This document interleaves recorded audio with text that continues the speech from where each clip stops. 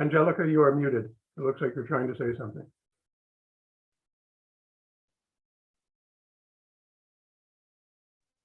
I wanted Ukiah to know that we're not entirely organized, but we do good. 1, 2, 3. Our masked men.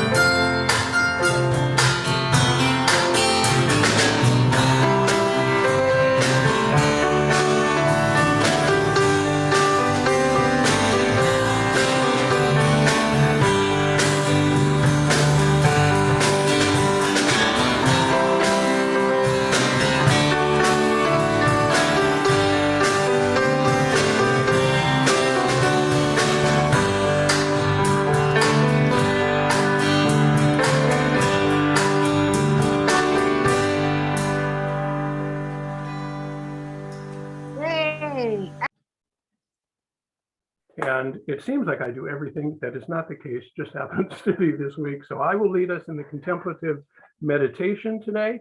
The way the contemplative meditation works is I'm going to read something that I found, and then we will be silent for about a minute. Jackson will come in and Jackson will play some music, and then I will lead us in a treatment and Jackson will close us out with some more music, and then we will go right into Angelica. So our contemplative meditation for today, let me do some muting here. I guess I can just say mute all, that takes care of it. Oh, okay, here we go. Our reading from today is from Ernest Holmes' This Thing Called You, and it will fit into what our topic is for today. So that's why I found it. Everything you have ever thought, said, done, seen, learned, or experienced has left an imprint upon your subconscious mind. This subconscious also contains memory images of your family life, your ancestral background, and the sum total of what the whole world has thought or believed. These memories are not dead things, quite the reverse, they are always active, but there is more to it than this. Just as you are being acted upon by your own memories, the mind of history, and your environment, you are also being acted upon by the mind of God, which is within and around you. Between this divine presence, this upper part of your being, and your outward experience, there is a field of subconscious reactions which have gathered up throughout the ages. but you are a creator and not a creature. Today you may be suffering from the effects of the race consciousness and your own beliefs, but today you can begin to change them.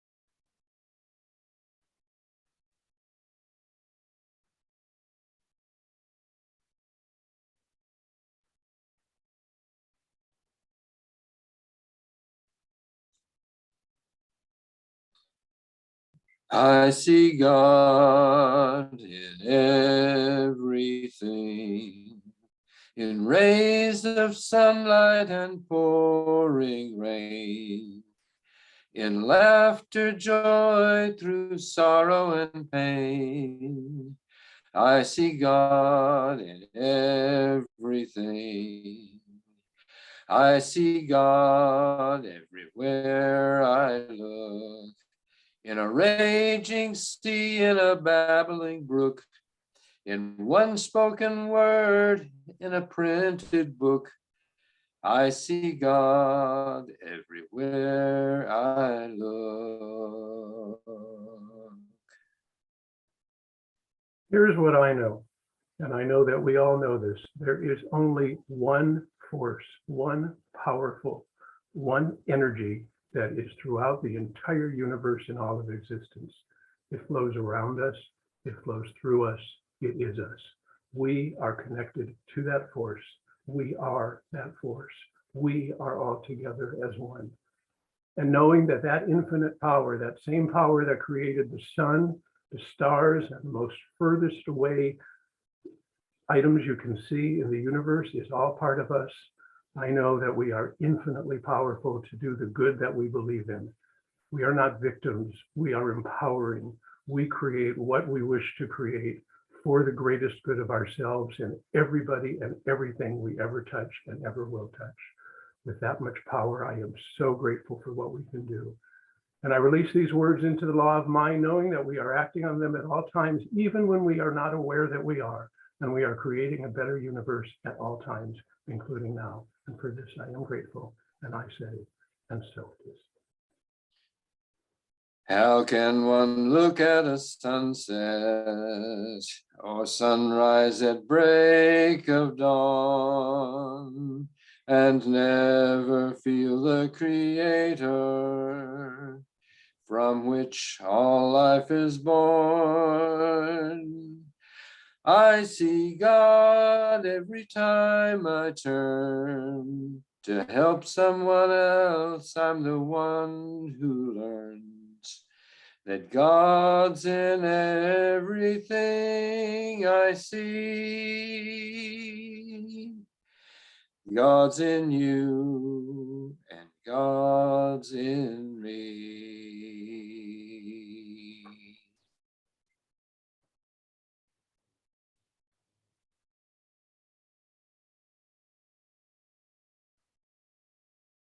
All right, good morning. Thank you, Scott and Jackson. That was very good.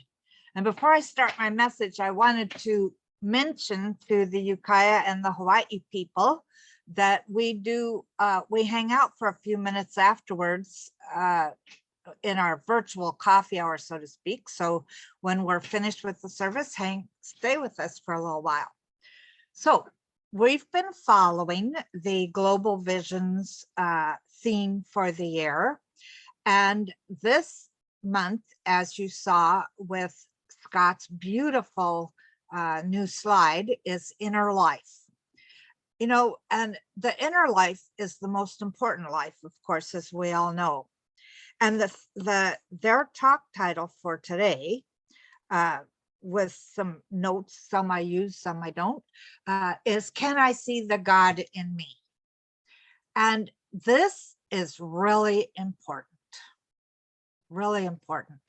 Dr. Holmes says in Richer Living, all creation is a manifestation of the delight of God. I love that. A manifestation of the delight of God. God seeing itself in form, God experiencing itself in its own creations, and God knowing itself in us as us.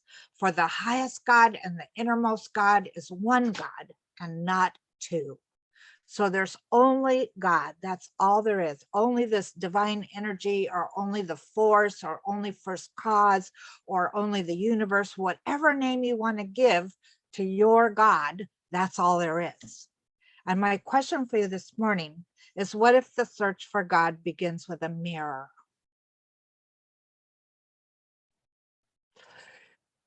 When I came up with that question, I remembered years ago, when the AIDS situation was happening in our world, and some of you know, some of you don't know, that the Hawaii Big Island Church ended up being the home of the Big Island AIDS Project for a while. I was one of the founding members of it. And one of the things we kept hearing about was Louise Hay and her experiences that she called hay rides.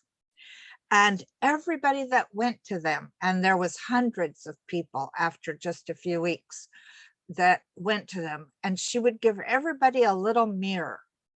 And she started with how important it was to love yourself first. And when we think about God, or we think about this divine energy, we know that God is love. And it's not the love that we're familiar with, the love of a mother or a father, or the love of significant others or brothers and sisters or whatever. It's a much richer, deeper love than we could possibly ever imagine. And that is within us. And I know that when I first started to do mirror work, at first there was this part of me that was afraid to look deep into my own eyes. It was like, what if I saw the bad me instead of this love that everybody was talking about? And yet I never saw that. In fact, I can remember one time standing in front of my full-length mirror, and I decided to give myself a spiritual mind treatment like I was somebody else giving myself a treatment. And so I'm giving myself this treatment in the mirror, and I started crying. I just burst out crying. It wasn't because of anything wrong, though. It was because I was beginning to feel that deep divine love and really getting it, that all of us are the beloved in whom God is well pleased. Dr. Holmes also said there's one principle in cosmic reality presence in the universe, eternal divine energy. Now I've transposed his writings, so it's not always using the word God, because there's so many wonderful names for God, and any one of them we use is limiting it, and we can't limit it. So everything in creation originates from this one source. There's only one divine energy. It's all that is, has been, and will be. And absolutely everyone is a divine creation made of the one substance. Everyone, each is an individualized and unique personification of the infinite spirit. This embodied spirit in us is our true essence, and the essence of every human being. Every one of us is a divine creation made of this one substance. Every one of us. And we're all individualized, we're all unique personifications of this oneness. And how wonderful that is. You know, when being someone who loves gardening, especially my rose bushes, it's interesting to think about this oneness and yet the individualization in this oneness. I have at present probably 18 rose bushes, and every single one of them is a rose bush. The leaves are basically the same. The structure is basically the same. The flowers, those flowers that I love so much, is where the individualization comes out. They're different colors. There can even be two rose bushes of the same kind, but they could have different colored flowers. Maybe a little darker pink or lighter pink or two-tone or something. You know, they have a scent, and every single bush has a scent that is unique to itself. This is how we are. We come from this one stuff. You know, all roses are on a rootstock. So it's like we have this rootstock that we call God, or whatever it is that we call it. And then we move up out of that. We individualize that in our particular circles of influence in our reality. So here's my 3 ideas for today. This one that we've just been talking about, the fact that divine energy is all. That's it. There isn't anything but this divine energy. Everything that is made of this divine energy. The chair you're sitting on, the computer you're looking in, or your phone or whatever, technology is divine energy. Everything is divine energy. There is nothing but this universal presence. There is nothing but God. If we could get that, really get that,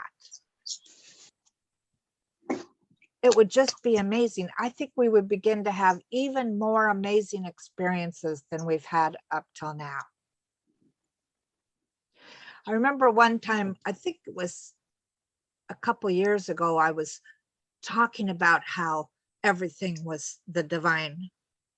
And then I get home and I'm looking at my house. I opened my door and I remembered having a boyfriend years ago who was Jewish, and they had like a little I don't know what they call it, but a little box that had something in it. And he always touched that whenever he went into the house.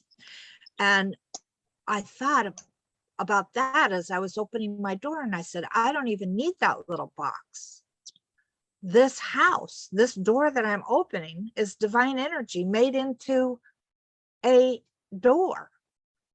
This whole, every chair, every dish, everything, all my cats, everything, it's all divine energy. And I realized that if I needed comfort, that I could just touch the wall or something in my house and know that this too is God. This too is good. This too is for me. A favorite phrase of my teacher, Reverend Helen Street, and of Emma Curtis Hopkins, where she got it from. So our first idea is to remember that divine energy is absolutely all there is. The second idea is that we're projecting what we carry within us. So if we're really getting it, that divine energy is absolutely all there is, then we're going to project that out into our world. And right now, our world needs us. It really needs us. However, yesterday I decided to read this book again for part of my daily reading. And you know, I still read my own book as well. Every year it's a little bit different. But I wanted to read the one from yesterday. He says in here, the law of life operates through your affirmation. Nothing can hinder its working but yourself. There is no more of it on the desert than there is on the busiest street corner, and it will not respond any more quickly because we go into the temple. It's everywhere. Therefore, it is where you are, and most of all, it responds where you recognize it. And here's the part that goes with this second idea. Your recognition makes possible its response through you. This is the secret of faith. Faith is the supreme affirmation. It is the unconditioned affirmation. It is the affirmation that makes all things possible to the one who believes in the power of God. Know that nothing can hinder you but yourself. If you believe you can, you can. You cannot fail if you start with the proposition that life is all there is. It's the substance of every form. As the invisible, it is the cause. As the visible, it is the effect. In other words, one of the things we have to do is believe that divine energy is absolutely everything, that there's nothing that is not this divine energy. And so as we embody it more, and as we fully allow ourselves to remember that if it's true, and it is for me, that all there is the divine, then this is what I am, divine. And so I'm going to project that everywhere I am. We carry it within us and we project it always. I can remember this memory flashed through my head just now of it must be the Hawaii people that are doing this to me today. I'm in Hawaii with Kalian and her daughter, who is my goddaughter, Esther. Now, Esther was probably 5 at the time, and we're walking down the street and I meet somebody who comes to our center and they give me something, and it was something I wanted at the time, but you know what? I can't even remember what it was now. But what I remember is Esther says, "Why do people always give you stuff?" And I'm trying to figure out what to say to her. And her mother says, "Because she gives people stuff all the time." And as we're walking along, I'm thinking, well, I don't give people stuff all the time. But then I realized that I do, that I'm giving them my energy all the time. And what I know is this energy is love. This is what I've worked on for so long, is to be the beloved. And as the beloved, I get to share that loving energy out into the world. So that's the third idea, is return to love. Every single moment of the day, return to love. You know, I follow the news. I'm not following as much as I used to, but you know, I end up getting angry or frustrated like everybody else does, and in various areas and things. And I have to remind myself, wait, this is not the truth of me. Return to love, return to love, return to love. In every single moment of our life, we want to be remembering that divine energy is absolutely all there is. And I would like you this week to do something to as you're moving through your day, allow yourself to see if you can figure out anything that wouldn't be divine energy, or recognize the divine energy everywhere. That car that you sit in, that's divine energy. It's projected through us because we collectively believe in cars and that they, run. And isn't it interesting that the cars that are now being made the most are electric cars? So the energy is coming out even more so. And allow yourself to remember that you're going to be projecting whatever is within you all the time. You've been somewhere where you're talking with people and somebody angry comes into your space. You can feel that anger. What we want to do is have people feel our love. We want to return to love our country, our communities, our city, everything, our planet. It all needs us to remember the truth of our being, to absolutely remember every moment as much as possible. So let's say this affirmation together. I feel the power of spirit as it rides on the wings of my soul. The journey is clear and pure as I allow that truth to guide me. And Claudia is our practitioner that's writing the affirmations this month. This is a beautiful one. I feel the power of spirit as it rides on the wings of my soul. The journey is clear and pure as I allow that truth to guide me. And let's go into prayer.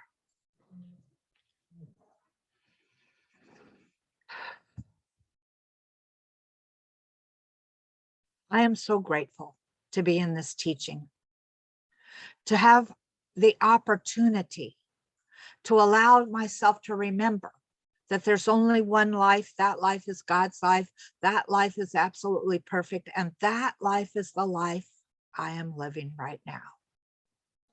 And so I speak this word in the first person for all of us to make it easier for us to embody.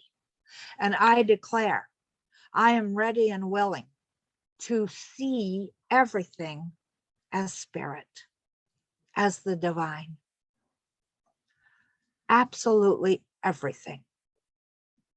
I know without a shadow of a doubt that this divine energy is both love and law. And as Dr. Holmes says, love points the way and law makes the way possible. So in every action of my life, I allow myself to speak with love into the law. As I declare my prosperity, as I declare my loving relationships, as I declare my creative abilities in my work, as I declare for this body a more perfect feeling of health, as I declare all these things, the whole universe rushes in and makes it so. And I believe this at the very depth of my being. I believe this. I know that there is endowed to us by our recognition of this one powerful presence and authority in the law. And so I know for each one of us that wherever it is that, whatever it is that we're treating for, we embody that authority in the law. We speak our word and we know it is so. So I know for all of us that we are healthy, we are feeling financially abundant, we are doing work that we enjoy, or allowing ourselves to do work that we enjoy, whatever that might be. And we are living in love. Living in love. And with this love, I know for our country, I know for our planet, every country on our planet, that there is peace. A peace that passeth all understanding. I know for every person in our country and in our world that there's no longer a sense of divisiveness. There's only compassion and kindness. And I know that it starts with us. So I feel this divine energy moving through us, this loving energy moving through us, surrounding our planet. And even Mother Earth feels it. As we move through the rest of this winter into spring, there is a sense of awakening that is magnificent. And how grateful I am for all of this. And so I release these words with this grateful heart. And so it is.